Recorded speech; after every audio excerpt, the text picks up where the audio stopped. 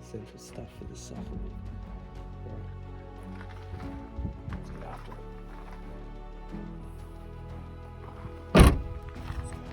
Alright, it's about 3:30 in the morning. We're loaded up. Ready to go. Let's get after it.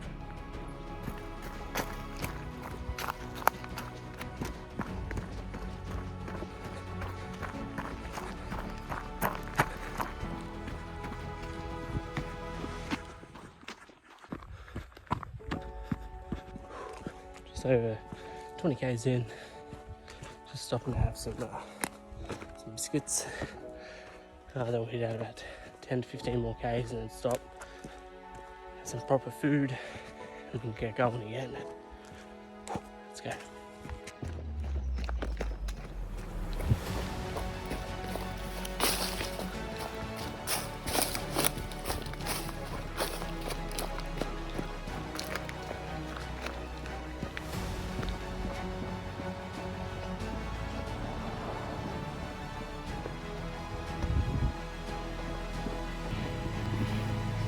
Just over 50 k's done. Just come back home now. We'll put a little set up, have some food, and get back out there.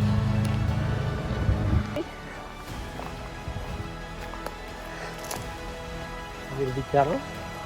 Popping little donuts and big donuts. Donuts. Yes. Yum. Yum.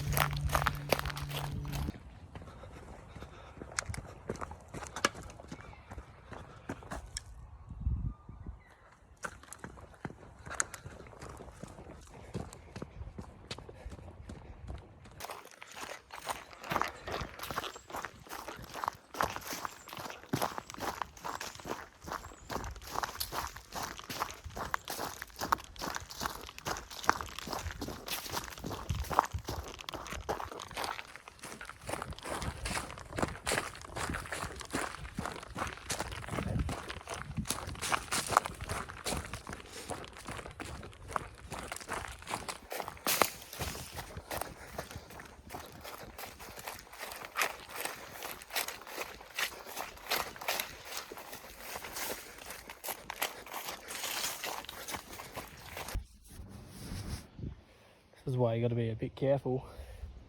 Yeah, nice little, there's a red-bellied black snake. Almost stood on it. Like I was paying attention what I was doing.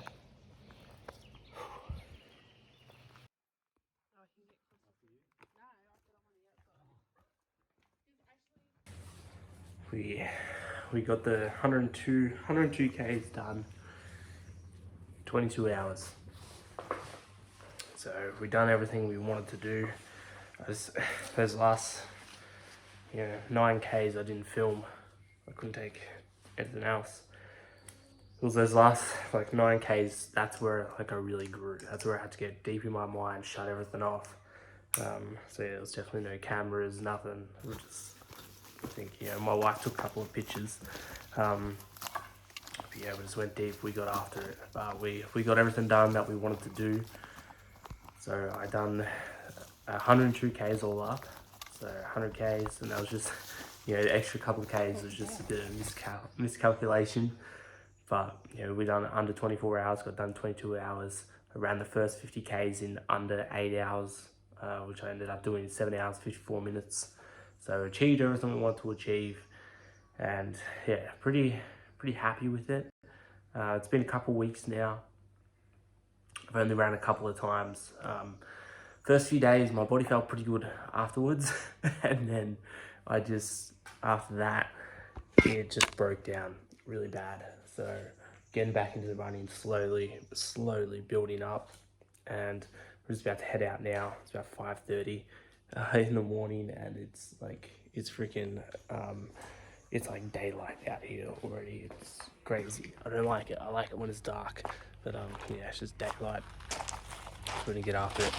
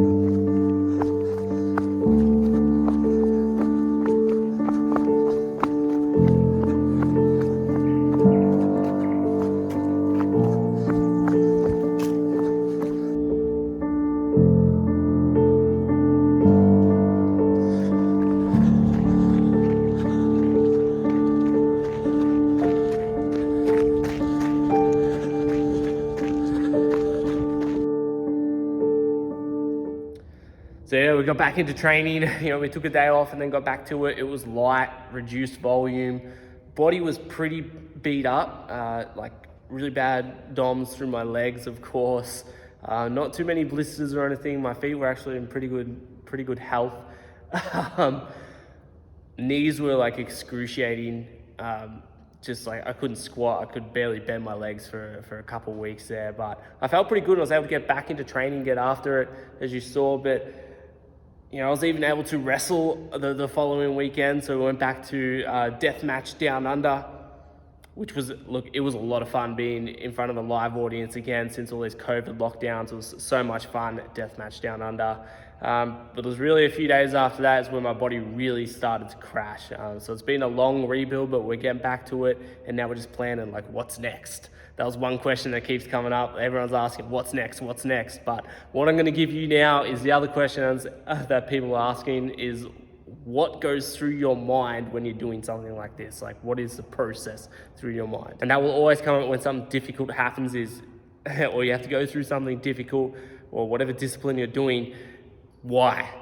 When it gets hard, why? That's a question that will come up. And a lot of people don't have a why, or they haven't put really any thought into the why or gone deeper to find out the true meaning of their why. Because when you have a why and you have to go through something difficult and push through it, this is why so many people fail on their diets and their training or whatever discipline they've started.